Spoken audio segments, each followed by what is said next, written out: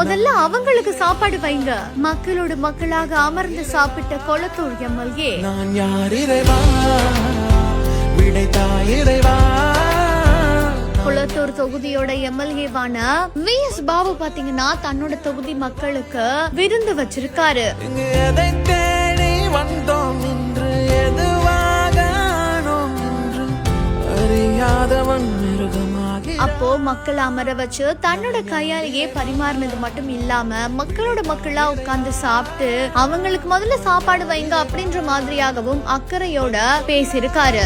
வருவாயா, நான் யார் இறைவா, விடைத்தாய் இறைவா. குறித்தான வீடியோ காட்சிகள் இப்ப இணையதளங்கள்ல வெளியாகி வைரல் ஆகிட்டு வருது.